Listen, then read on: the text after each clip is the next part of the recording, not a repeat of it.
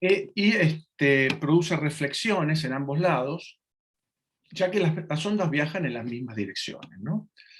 En el caso en particular del láser, bueno, tendrá una abertura por el cual parte de la luz que está, digamos, viajando dentro de la cavidad puede salir, y es el láser que vemos, pero eso lo vamos a ver en las próximas clases cuando vemos óptica. Entonces, ahora estas ondas que están confinadas en este medio, que están reflejándose, se supone que se superponen y pueden interferir.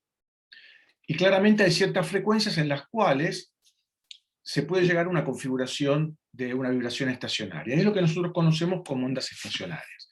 Acá en el ejemplito más concreto de una cuerdita que está reflejándose hacia un lado y hacia el otro, en la fila A está en una dirección viajando en la dirección hacia la izquierda, en la fila B está viajando hacia la derecha. Si hago la superposición de esas ondas, puedo tener zonas, tiempos. Entonces, en función del tiempo, puedo tener tiempos donde la oscilación se potencia y tendré un tipo de interferencia constructiva, y puede tener zonas o tiempos en los cuales esa interferencia va a ser totalmente destructiva. ¿De acuerdo? Ahora, este fenómeno, como decía antes, se pueden dar tanto en ondas transversales como en ondas longitudinales. Recuerden que las ondas transversales, serían como las que vamos a tratar hoy, con el caso de las cuerdas, la dirección de la oscilación de las partículas es, digamos, ortogonal a la dirección de transferencia de energía. O sea, yo tengo una oscilación en este sentido y la onda está viajando en este otro sentido. Es ortogonal. O sea, la onda se mueve hacia arriba y hacia abajo, la onda oscila perpendicular a la dirección de la transferencia de energía. Esto tiene que ser claro, que es lo que pasa en las ondas transversales. Esto es diferente a lo de las ondas longitudinales, como estuvimos viendo en el caso de las ondas de presión, y en particular en todas estas clases que han pasado con las aplicaciones de ultrasonido, donde tenemos una oscilación que está en la misma dirección que la dirección de propagación de la onda. Entonces, si nosotros tenemos partículas de aire y estamos con una onda de presión, lo que vamos a tener es que va a haber zonas donde esas partículas se van a expandir, la zona de rarefacción y zonas de compresión en esa misma onda. Y acá tendremos, digamos, cómo es el perfil de esa onda desde el punto de vista de lo que está pasando en el medio en el cual se está moviendo. O sea, en este caso la onda, recuerden, oscila paralela a la dirección de la transferencia de energía. En el caso de ondas estacionarias, obviamente nosotros vamos a ver en los ejemplos que vamos a tratar acá en el curso, vamos a trabajar con los dos, con las ondas transversales en el caso de cuerda, y con ondas longitudinales, porque vamos a hacer una experiencia de propagación de ondas en un tubo, que es la experiencia tubo de Kuhn, y otra experiencia de propagación de ondas en una botella, que es un medio confinado, pero también son ondas longitudinales, ondas sonoras, que son la experiencia que llamamos resonadores. Es un poco como pantallazo general de los dos tipos de onda que vamos a estudiar en forma estacionaria. Entonces, si en el caso, ya centrándonos en el caso de la cuerda, si nosotros fijamos ambos extremos de una cuerda, y se mueve una parte de la cuerda hacia arriba y después hacia abajo en un movimiento que sea armónico y que sea simple, con una pequeña amplitud, vamos a encontrar estas configuraciones de ondas estacionarias que mencioné anteriormente. Y esas aparecen a ciertas frecuencias. Por ahora no estoy diciendo cuáles son esas frecuencias, pero van a aparecer a ciertas frecuencias. A esa frecuencia la llamamos frecuencia de resonancia. Y a cada frecuencia le corresponde una función de onda y es un modo de vibración de la cuerda. ¿Okay? Entonces, si uno hace una representación de un modo de vibración, uno va a tener zonas de la cuerda entre sus puntos fijos, en este caso es una onda completa entre los puntos extremos, que son puntos fijos, donde habrá zonas donde no hay movimiento en la onda estacionaria, que son lo que llamamos nodos, y zonas donde sí hay movimiento máximo, que son los llamados antinodos. Obviamente esta representación es una representación espacial ya de la onda estacionaria, ¿no? O sea, esta distancia horizontal es la distancia de desplazamiento, y la vertical también. O sea, tenemos un punto de anclaje en este extremo y otro punto de anclaje en este otro extremo. Estamos haciendo vibrar, y puede ser que alguna dada frecuencia aparezca esta dada configuración, que es una de las que puede aparecer. Introduzco esto para introducir el concepto del nodo, que son los puntos fijos donde no hay desplazamiento, y los antinodos, donde son los puntos donde hay desplazamiento máximo. ¿Okay? Entonces, en los extremos fijos de esa cuerda habrá nodos. Si un extremo está fijo y el otro extremo está sometido a una oscilación, este puede ser considerado un nodo siempre y cuando que esta oscilación que tengo acá en este nodo, que no es el fijo, sea de una amplitud mucho menor que la amplitud que tengo en un antinodo. Entonces se lo considera en ese caso que también este punto extremo en el análisis se lo puede considerar como fijo. Ok, entonces, si miramos la cuerda desde el punto de vista de las frecuencias características o de resonancias en las cuales aparece, vamos a tener que la frecuencia fundamental más baja, que le llamamos F1, es la que llamamos fundamental o primer armónico. O sea, en esta cuerda, que la tenemos fija entre estos extremos, una cuerda de longitud L fija en los extremos, el primer armónico surge, fíjense que acá la longitud de onda que tendría este primer armónico es 2 veces la longitud de la cuerda. Entonces, porque esta onda vendría por esta zona, acaba opuesta y sigue por acá. O sea que la longitud de onda para el primer armónico va a ser 2 veces la longitud de la cuerda.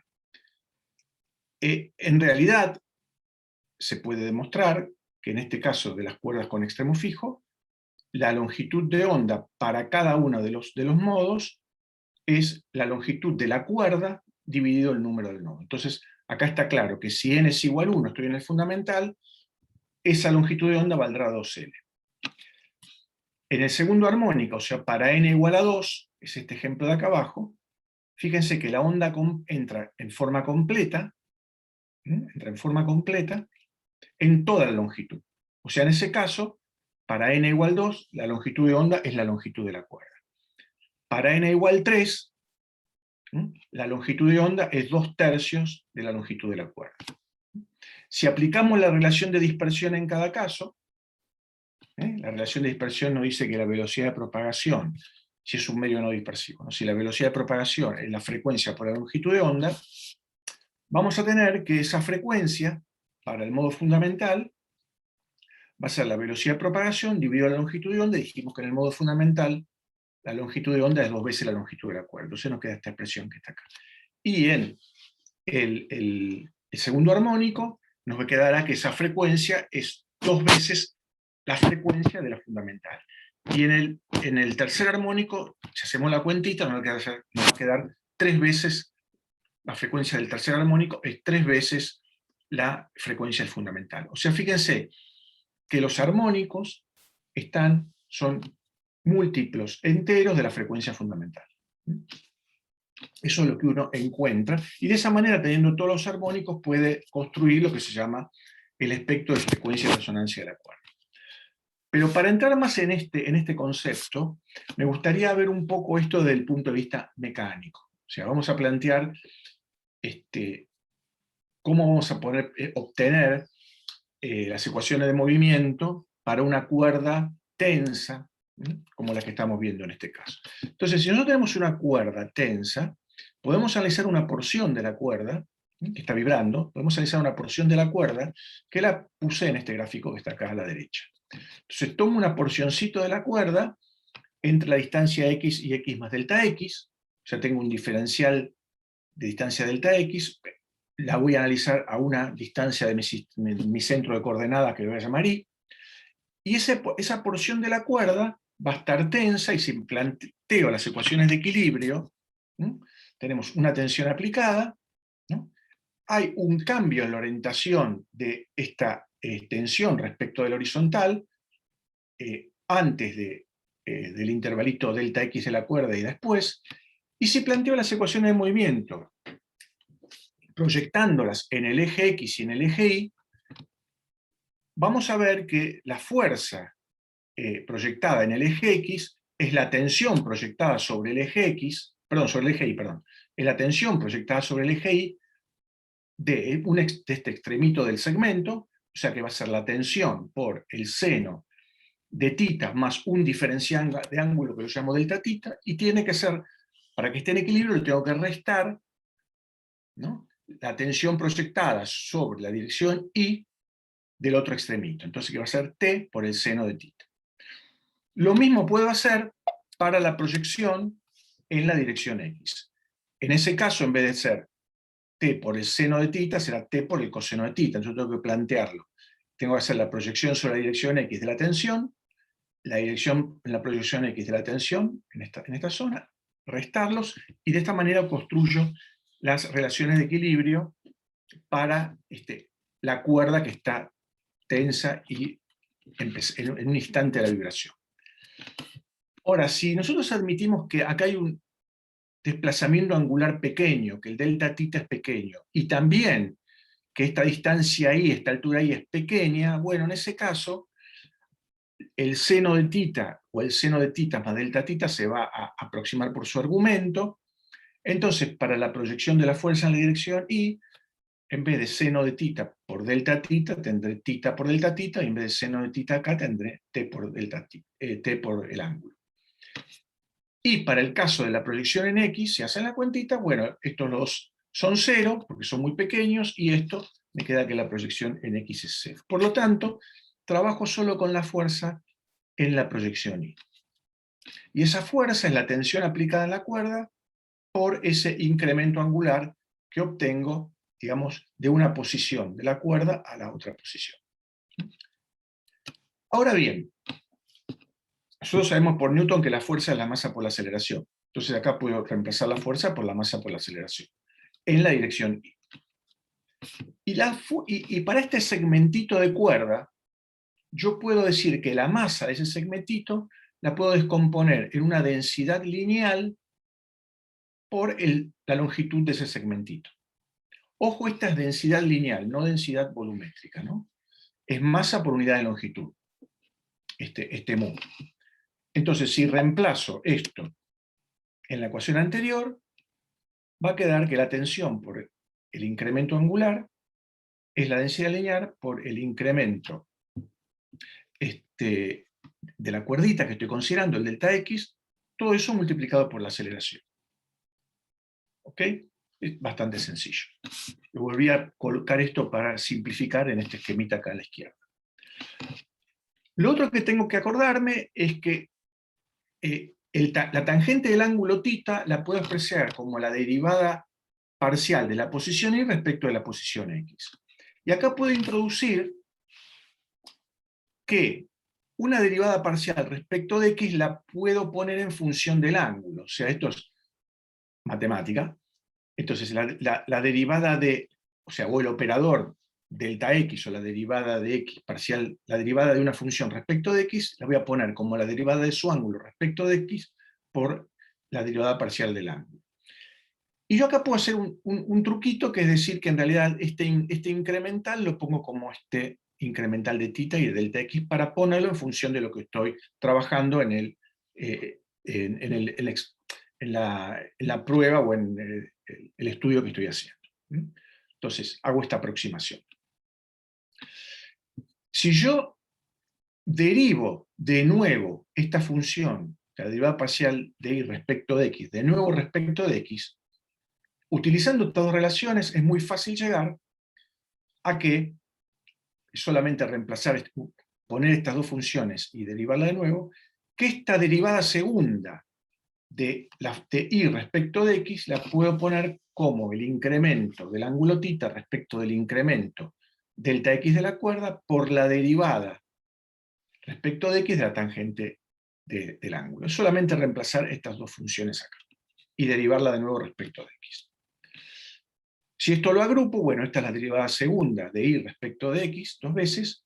Este delta X pasa multiplicando al otro lado de la igualdad, y me queda la derivada de X respecto de tangente θ. Puedo utilizar esta ecuación de acá arriba, y me va a quedar que esto lo puedo expresar como la derivada. Perdón, acá hay un error. Esto no es delta X, sino que es delta θ. ¿Me siguen? Este reemplazo de acá, esto es θ y no X, acá abajo. Entonces, esta derivada es la secante cuadrado de θ. ¿De acuerdo?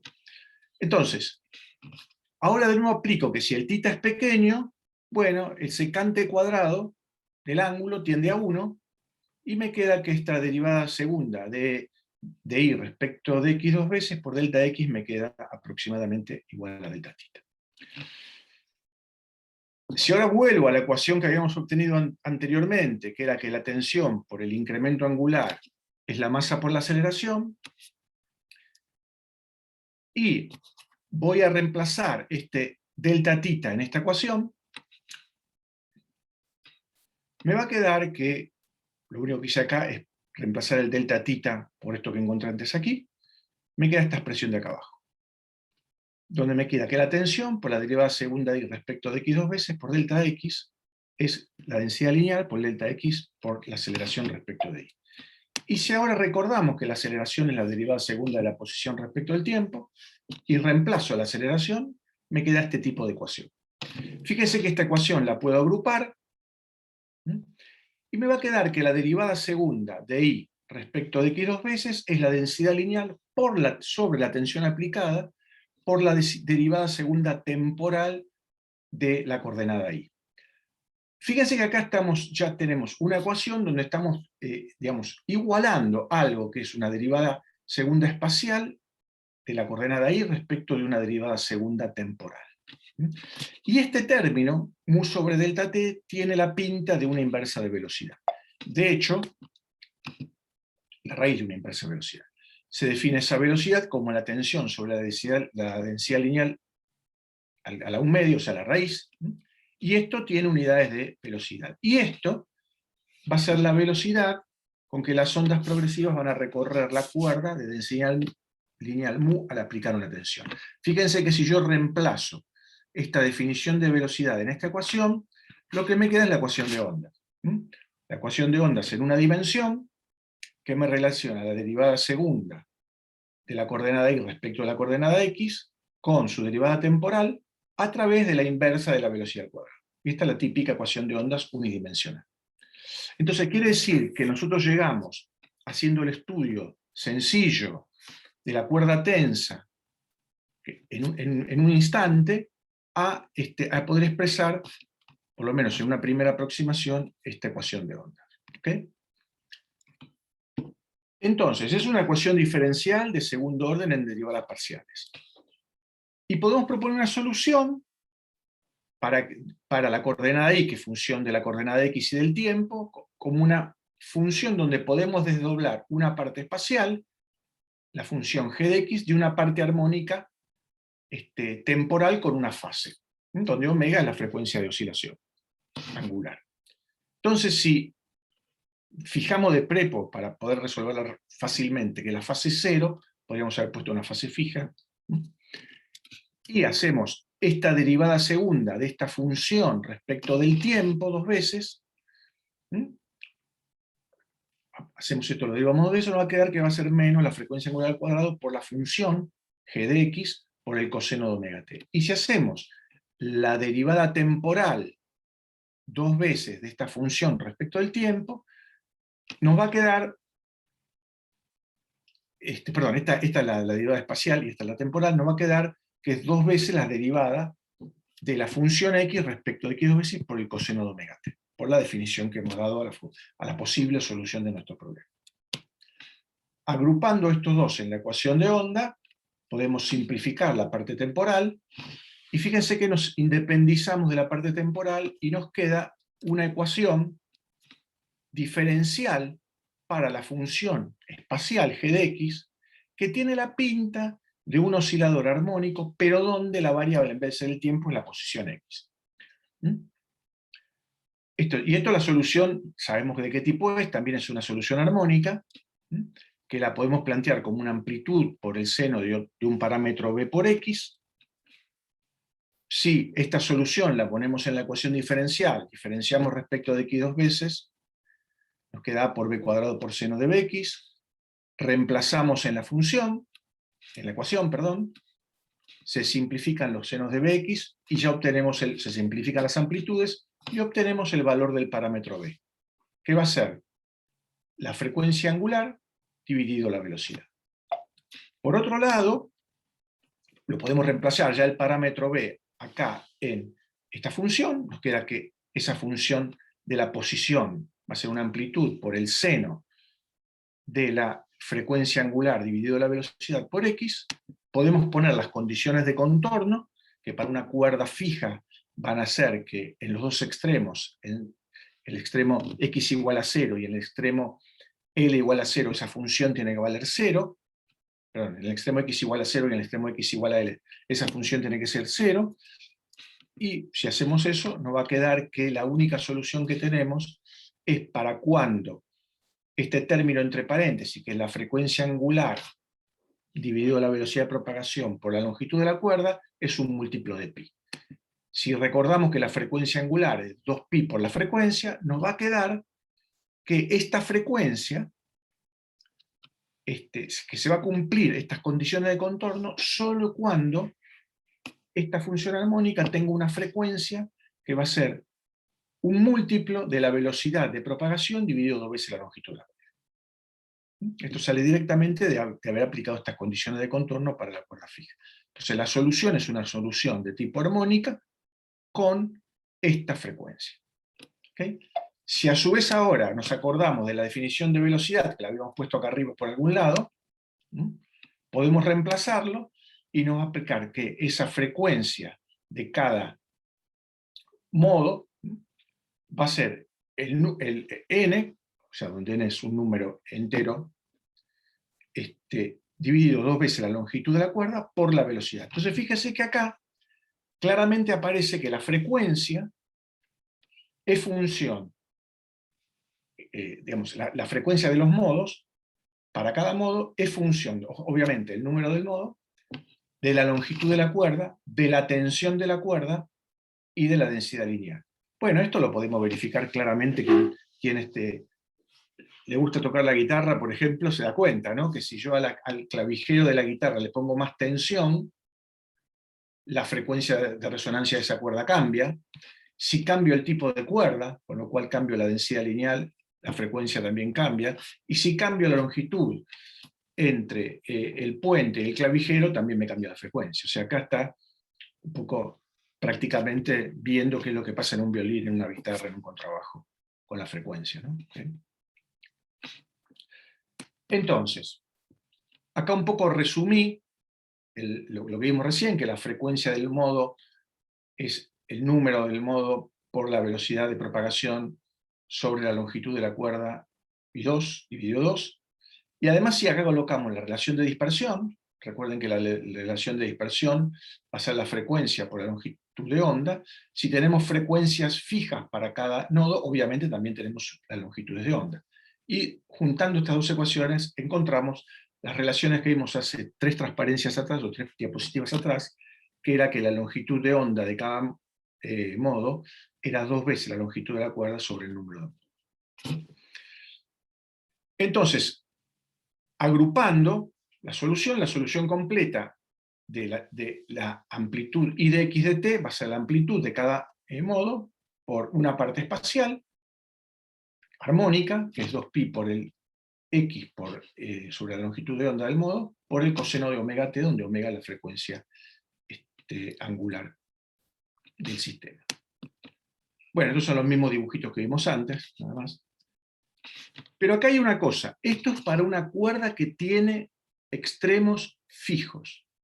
¿Qué pasa si yo a la cuerda, de cuerda longitud L, que está fija, le pongo en el extremo x igual a 0 una vibración transversal? O sea, lo que hago es hacer oscilar, por ejemplo acá, ¿qué pasa si en este extremo yo le pongo una oscilación que depende del tiempo? O sea, que el desplazamiento en la posición I0 a todo tiempo es una fusión armónica que varía con una frecuencia fija y el tiempo. Y en el otro extremo que tenemos acá, es fija. O sea, acá es fijo y acá en este extremo le aplico una oscilación armónica, que son estas condiciones de contorno y condiciones a todo tiempo. En ese caso se puede resolver todo lo que vimos antes, un poco más complejo, y uno llegaría, vamos a poner como resolución, llega a que la amplitud que va a tener esa relación es una amplitud que va a depender de un término donde en el denominador aparece un seno, donde aparece un número entero p por pi, por la frecuencia angular, por la longitud de la cuerda dividido la velocidad de propagación. Y fíjese qué interesante que esto implica que la respuesta va a ser máxima cuando este término del seno tiende a ser lo más chiquito posible, o sea, cuando estemos en la...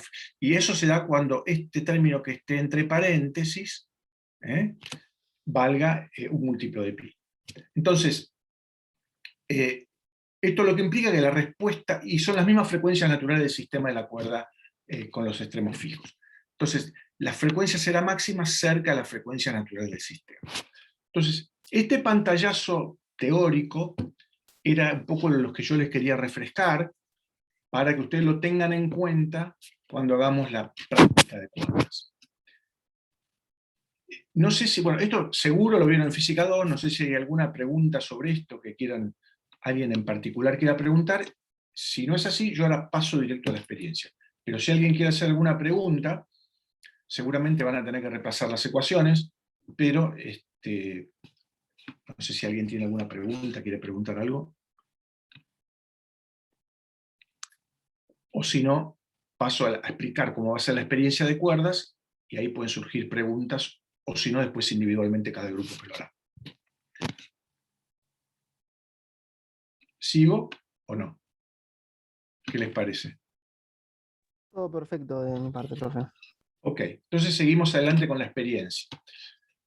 ¿Cómo va a ser la experiencia que vamos a hacer en el laboratorio? Ustedes han visto seguro los videos, hay un video de cuerdas que el otro día les comenté que lo vean. Hay una configuración que uno puede armar, que es la que está en el video, y otra que también solemos armar, que es la que está acá. Nosotros vamos a tener una base, que es una columnita de pedestal, con una columnita de acero sería, o de hierro. En esa columnita vamos a atar una cuerda de nylon. Esa cuerda de nylon la vamos a pasar por una roldana, y a esa roldana y a esa cuerda, una vez que pasó por la roldana, le vamos a poner una carga. Esta carga no es solamente, es un platillo donde ponemos pesitas que sabemos bien sus valores. En un tramo de la cuerda ponemos un equipo que lo llamamos WebDriver. El WebDriver, que acá está la foto de lo que ustedes van a usar en el laboratorio, no es otra cosa que un parlantito que está acá, donde en su centro tiene un vástago, que es este que ven acá. Entonces, este parlantito lo hacemos vibrar y el vástago vibra, porque está solidario al centro del parlantito. Tiene dos conectores, este que está acá a la izquierda y este que está acá a la derecha. Y ese WebDriver lo podemos conectar a través de un cable banana BNC, lo podemos conectar a un amplificador. O sea, en este WebDriver, en estos dos agujeritos que ven acá, es el positivo y el negativo de tensión, conecto las fichas bananas roja y negra que tengo acá, y me sale un BNC que lo voy a conectar al amplificador. Les voy a decir por qué el amplificador. Por otro lado, yo quiero que esto oscile, y para eso vamos a hacer uso del generador de funciones que ya hemos usado en la facultad. Entonces tengo un generador de funciones en la cual voy a poder, setear una función senoidal de amplitud fija y una frecuencia fija, y con esa señal voy a alimentar el amplificador. Y esa misma señal la puedo ver con un osciloscopio a través de una cable BNC-BNC como los que estamos usando en la facultad normalmente. ¿Por qué el generador de funciones? ¿Por qué la señal senoidal de tensión que sale del generador de funciones la tengo que amplificar para alimentar el WebDriver? Porque el WebDriver, con la potencia que tiene este generador de funciones, no lo muevo. La potencia es tensión, o sea, voltaje por corriente. Entonces yo tengo que darle más potencia a mi sistema para poder moverlo. Pero este amplificador no es un amplificador de tensión, es un amplificador de corriente. Entonces, la función tensión es la misma. Lo que hace es amplificarme la corriente y de esa manera puedo mover este vástago sin tener que sobredimensionar la tensión en el generador de funciones usando este amplificadorcito. O sea, el amplificador es un amplificador de corriente que lo que hace es darme más potencia para poder mover el WebDriver con la onda senoidal que le estoy colocando con el generador. Y esa onda senoidal la voy a mirar con el osciloscopio. O sea, si yo pudiera medir la corriente que pasa por acá y la corriente que pasa por acá, esa corriente es amplificada, pero la tensión es la misma. A eso voy. Entonces, quiere decir que yo voy a empezar con una señal senoidal, a darle una señal al WebDriver y voy a mirar lo que pasa con la cuerda. Fíjense que la cuerda, siempre hablamos que las cuerdas, en el análisis previo que hicimos teórico, la cuerda que está fija tiene una longitud L mayúscula. ¿Cuáles son los puntos fijos acá? Son el punto donde el WebDriver apoya la cuerda para que vibre y el punto de apoyo de la roldana. La cuerda para mí, el L de la cuerda es este que está acá. Como a veces es un poco complicado determinar en el radio de la roldana dónde está el punto de apoyo, cuál es el verdadero punto de apoyo, lo que se hace es poner un vástago, otra columnita acá, tal que la cuerda apoye sobre esta columnita, y este sea el punto de apoyo. Entonces, en este caso, la longitud va a ser desde el WebDriver hasta el punto de apoyo de la columnita esta. Si ustedes ven el video sincrónico, la configuración que estamos tomando es esta segunda. En el video sincrónico se ve que está el WebDriver, está la columnita de apoyo, el punto de apoyo acá, y después la roldana para solamente poder colocar las pesas y tensar la cuerda. Podemos en el laboratorio hacer cualquiera de las dos configuraciones. O sea, los chicos que vayan el sábado pueden hacer cualquiera de las dos, que las dos son válidas. Sí hay que tener en cuenta que el valor de L mayúscula va a ser diferente de acuerdo a la configuración que yo elija. Eso es una cosa. Ahora bien, si ustedes recuerdan las ecuaciones que vimos antes, tenemos que saber cuál es la densidad lineal de la cuerda. El mu aparece en la velocidad de propagación. Recuerden, la velocidad de propagación es la raíz cuadrada de la tensión, que la vamos a conocer porque es la carga que pusimos acá. Esto que está acá, esta carga es un platillo, que lo tenemos que pesar, y las pesitas que le pongamos al platillo. Esa va a ser la carga y la tensión que va a estar sometida a la cuerda. Para la densidad lineal vamos a hacer algo de este tipo. Tenemos que agarrar un tramo de la cuerda, que no es este tramo L, es mucho más, porque es este tramo que está acá, que está atado, más lo que va hasta acá. O sea, todo el largo de la cuerda total, la medimos, antes de armar la configuración experimental, la vamos a medir, es una cuerda de nylon, esa longitud la vamos a llamar L sub 0, vamos a aprovechar y con un micrómetro le podemos medir también el diámetro de esa cuerda, sin apretarla demasiado porque se deforma, porque es de nylon. Después ese mismo tramo lo vamos a pesar con una precisión, en una balanza que tiene una precisión de la décima de miligramo, o sea, es una balanza muy precisa. Vamos a pesar esa cuerda, y vamos a hacer la densidad lineal, que va a ser la masa de la cuerda dividido la longitud de esa cuerda. Nosotros esperamos poder hacer esta experiencia para dos cuerdas diferentes. La diferencia entre esas dos cuerdas no es el material con que está hecha, que es el mismo, que es un nylon, sino el diámetro. Tenemos cuerdas, las que generalmente son las cuerdas que se usan de nylon para la tanza de los pescadores, para pescar. Entonces, también podemos calcular la densidad volumétrica. Se lo dejo como pregunta. Bueno, si tienen L0 y si tienen el diámetro y si tienen la masa, podrían calcular la densidad volumétrica. ¿Por qué pongo calcular la densidad volumétrica? Porque es una manera de chequear el material. Si yo sé que el material es nylon, podría ir a una tabla en Google, aquí al lado, en la web, y fijarme cuál es la densidad del nylon.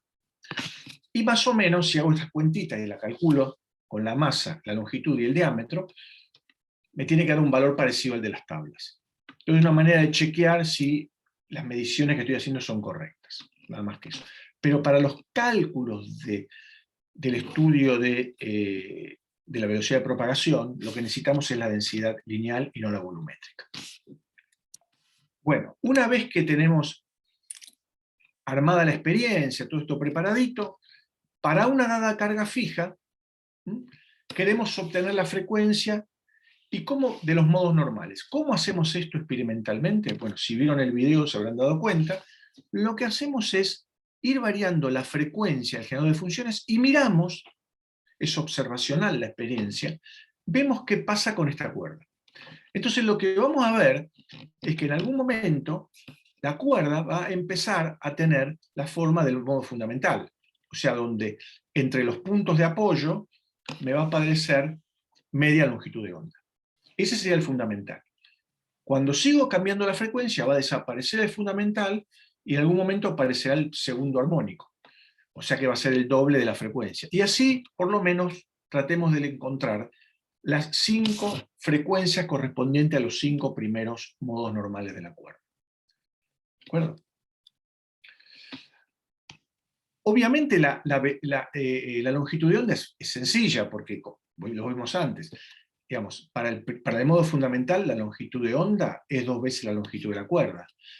Para el segundo armónico, va a ser la longitud de onda es el largo de la cuerda, y así sucesivamente. O sea, la longitud de onda la sabemos de movida, la podemos medir, pero ya la sabemos, pues tenemos medido estos puntos fijos. Entonces, con la frecuencia y la longitud de onda, podríamos hacer un gráfico para encontrar, a través de la relación de dispersión, calcular la velocidad de propagación de esa onda en la cuerda a través de la relación de dispersión. ¿Qué significa esto? Que con esta experiencia y haciendo uso de la relación de dispersión, vamos a encontrar la velocidad de propagación. Esa es la primera parte. Pero por otro lado, como nosotros conocemos la tensión que estamos sometiendo a la cuerda y medimos la densidad lineal, podemos calcular la velocidad de propagación a través del modelito de la cuerda tensa vibrando. Y podemos comparar estas dos velocidades. Bueno, esto lo podemos hacer para varias cargas, ¿no? Podemos hacerlo para la primera carga, que es esto que les estoy contando, después puedo agregar más masa o menos masa a la balancita esta, y cambiar la carga y volver a hacer esto, y puedo ver encontrar si hay una correlación entre estas dos velocidades. Uno espera que sí, pero bueno, hay que hacerlo. ¿Por qué digo espera que sí? Porque en toda esta charla no hemos dicho para nada si la cuerda se deforma. Porque obviamente si la cuerda se deforma por el efecto de la carga, si se estira, me cambia la densidad lineal. Porque esta longitud, L0, es de la cuerda no tensa. Si se tensó y se estiró, la masa sigue siendo la misma, la densidad lineal cambia. Entonces es de esperar que pueda haber algún pequeño cambio. Bueno, vamos a tratar de descubrirlo si eso pasa o no, dentro de los límites de carga en los cuales estamos trabajando. Entonces esto lo vamos a hacer para 5 cargas diferentes, y si hay tiempo, lo vamos a hacer para una segunda cuerda, porque tenemos 3 horas para esto en la facultad. La segunda parte, que es la que ustedes ven en el video, que es el atar 2 cuerdas, está en el video sincrónico, que es atar 2 cuerdas de diámetro diferente o de densidad lineal diferente, esa no la vamos a hacer porque claramente si hacemos esto, aunque sea una sola cuerda, no nos va a dar tiempo para lo segundo, porque digamos, la construcción de ese dispositivo y encontrar las frecuencias para que tengamos dos modos de vibración en las cuerdas atadas es de bastante detalle. Entonces va a llevar mucho tiempo. Entonces hemos decidido, junto con las otras cátedras, hacer solo la primera parte y eventualmente repetirlo para la segunda cuerda, si nos da el tiempo. Entonces esta sería la idea de la práctica. Entonces la práctica es encontrar la velocidad de propagación, comparar con la velocidad del modelo, ver si el modelo es válido dentro de los límites en los cuales estamos trabajando de carga. No sé si hay alguna pregunta, si fui más o menos claro, algo que no les quede o que quieran.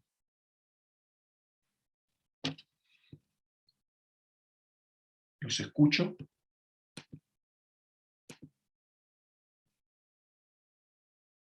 Yo por mi parte, profe, entré tarde a la clase, pensé que había consulta, así que la tendré que rever y cualquier cosa consulto. Bueno, yo les pido que antes de ir a la clase del sábado, este sábado y los que vayan dentro de 3 sábados, miren el video en Campus. Esto yo lo voy a levantar también en Campus como para que lo vean. Y bueno, cualquier pregunta a la gente que viene el sábado, bueno, lo haremos in situ y el resto puede preguntar en las charlas de consulta. Pero en sí la experiencia es sencilla, lleva un poco de tiempo porque hay que repetirlo varias veces para varias cargas, para el montaje, pero la experiencia es sencilla.